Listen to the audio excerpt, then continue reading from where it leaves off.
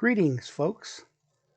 This is your DM Bobby D here, and I'm going to give you a recap of the Hoard of the Dragon Queen episode 1 whenever they first arrived in town and why they were arriving in town. We'll start off with the characters. We've got Ileana, and she is a wood elf archer. And the reason she was coming to Greenest, she heard rumors that her close childhood friend, a half-elf named Talus, had been kidnapped by a strange group of dragon cultists. Her investigation into the cult led her to the town of Greenest. She must save her friend. And she is on a wagon heading to Greenest. Along with her on the wagon is the dwarf. I'm sorry, not the dwarf. Ha ha ha. The human named Luna. And Luna, she is a human fighter. She's actually a rune knight. And she secretly holds a secret. She was once a gold dragon who served Bahamut, the king of the good dragons. She tried to infiltrate the cult of the dragon in human form, and because she was too proud and vain and got carried away, it made Bahamut look bad. So, to teach her a lesson, Bahamut trapped her in a human's body with her memories of her previous life, but a dim shadow. She remembers only one thing with perfect clarity: Bahamut's command to go to the world and prove her devotion to the cause of good. If she proved worthy, on her death she'll return to his side in her true form.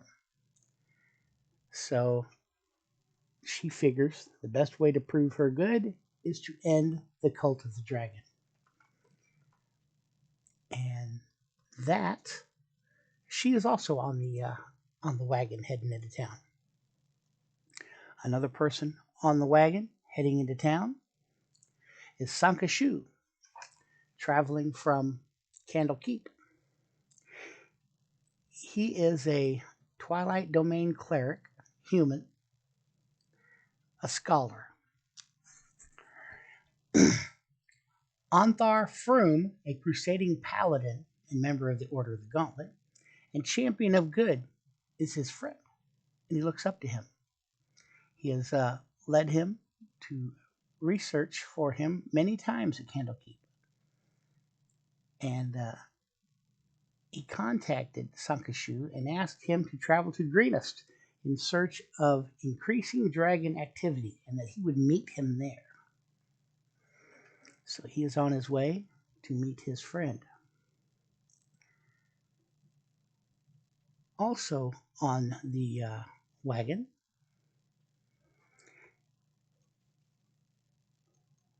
is Veronica Oy de la Rouge. She is a blade-singing wizard, a high elf, courtier. Well, her reasons: every 5 nights, she's had a strange sequence of apocalyptic dreams during her trance state. The world is destroyed by cold, choking fumes, lightning storms, waves of acid, and horrible fire. Each time, the dream ends with 10 evil eyes glaring at her from the darkness. She feels a strange compulsion to travel to Greenest.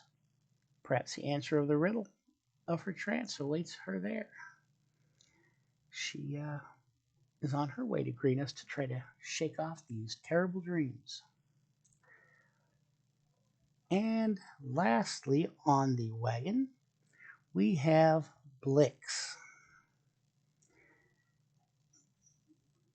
Blix is a changeling, an arcane trickster rogue.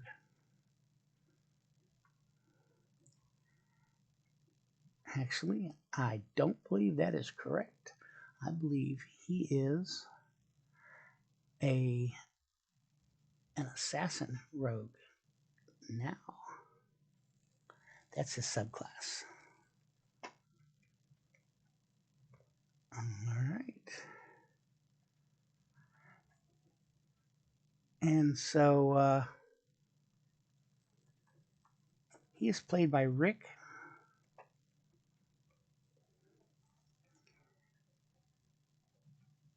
And I think I forgot to tell you guys who the other people were played by. Ileana is played by Rebby. Sankashu is played by Bo. Luna, played by Michelle. Veronica, played by Mark. And Blix, of course, played by Rick, which is it. All right. Rick has Blix. Blix has a uncanny view of this case. Him and his family were members of the the cult of the dragon, until rivals in the cult arranged to wipe them out. They slaughtered his kin. He alone survived. But the cult thinks he is dead. Now he feels it's his chance for vengeance. He's got a hit list. It consists of 3 names. A human cultist named Frulam Mondath, a half-orc named Bog Luck, and a half-dragon named Resmer. He's traveling to Greenus, knowing it is the next on the cult's list of targets, and he's looking for these folks to get his revenge. And in town, in the bar, awaiting, drinking beer just like a dwarf always would do, is the dwarf Borax the Strong.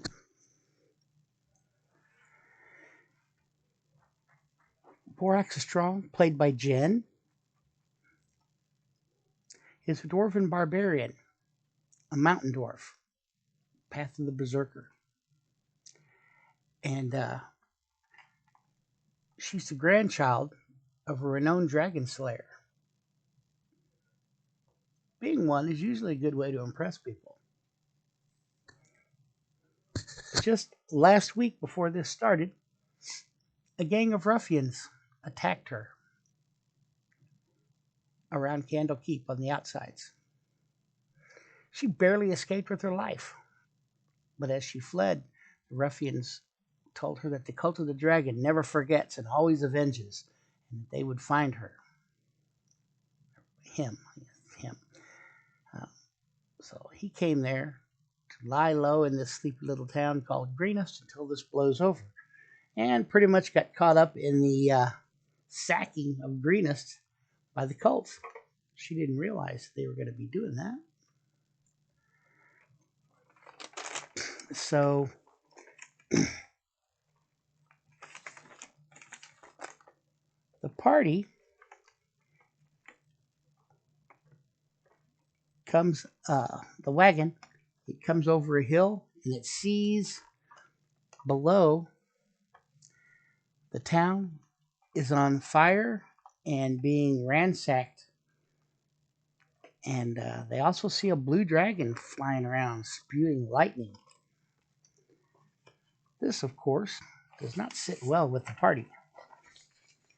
Veronica's like, yeah, maybe we ought not go there.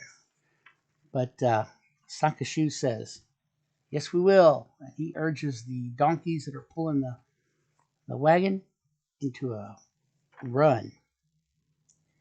So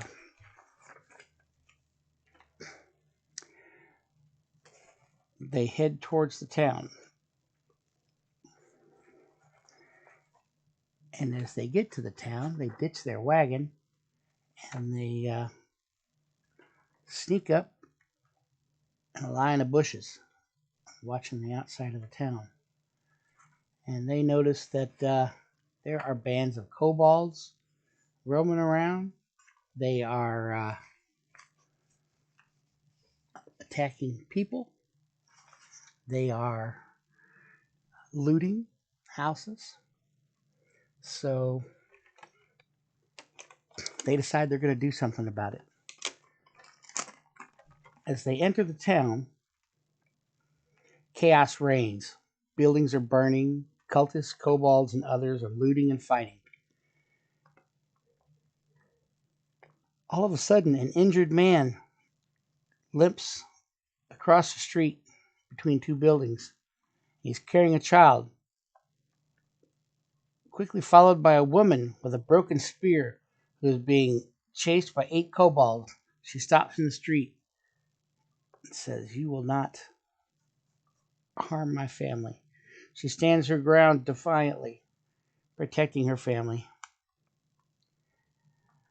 The party decides to help her out. They dispatch the kobolds pretty quick and help the lady and her family to the protection of the keep.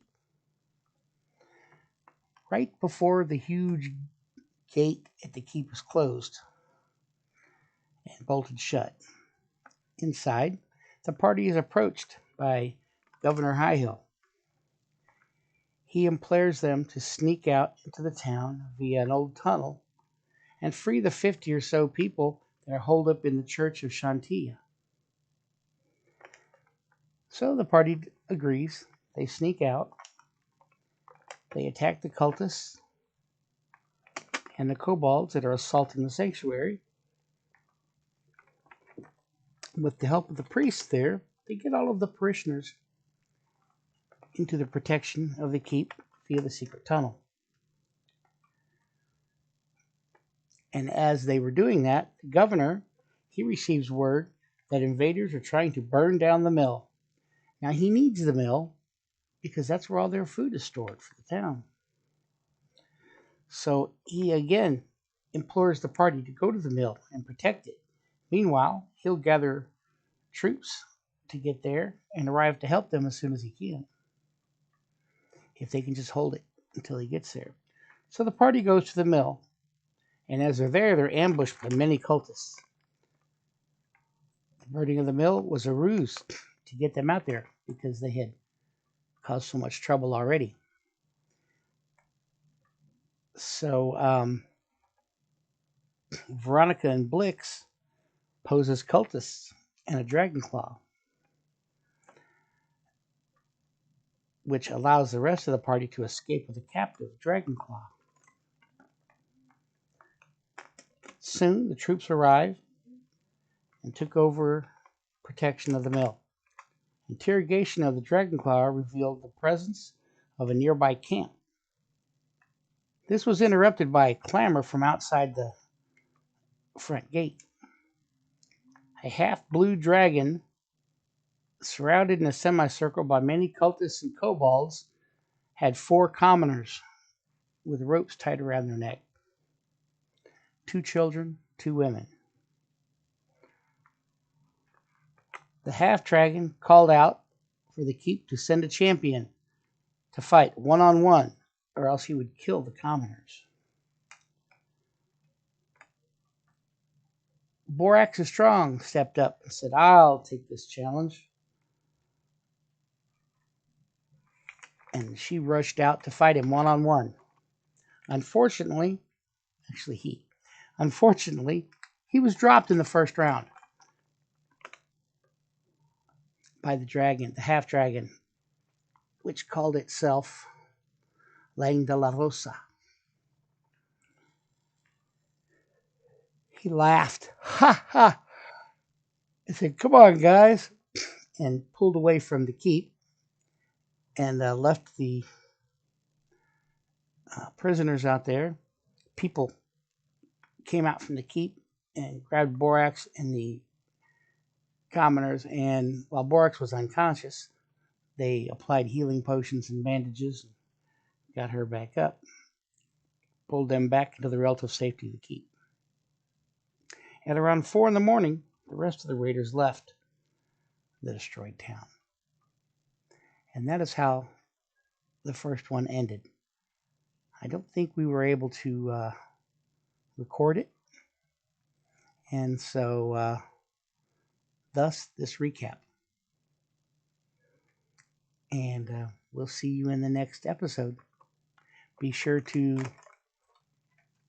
like and subscribe to the channel, The Dooley Con. And we should be having a sponsor here pretty soon. More about that in upcoming episodes. Thanks for listening.